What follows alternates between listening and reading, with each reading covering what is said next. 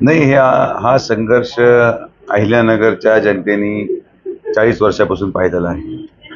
प्रत्येक वेळेस कोणीही तयार नसून देखील एखाद्या उमेदवाराला, विखे परिवाराचा कुठला उमेदवार असेल तर त्याच्या विरोधात उभे करणे, ताकद देणे, सगळे विरोधक म्हणजे सगळ्या पक्षातून अंतर्गत असतील किंवा बाहेर असतील असे लोक एकत्रित करणे आणि षडयंत्र करून कसं यांचा पराभव करता येईल यासाठी गेले अनेक वर्षांपासून त्यांचे प्रयत्न राहिले.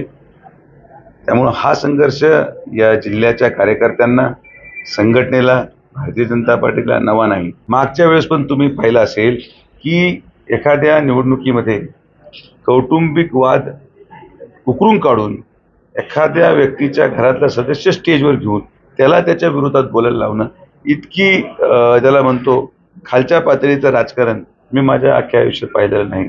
आणि त्यामुळे हे जे काही साम दाम दंडभेद वापरता येतील ते वापरणार. पण मी तुम्हाला तेवढं सांगतो की जेवढं ते या पद्धतीचं राजकारण करतील तेवढंच जिल्हा हा आमच्या पाठीमागे उभं राहील, आदरणीय प्रधानमंत्र्यांच्या पाठीमागे उभं राहील.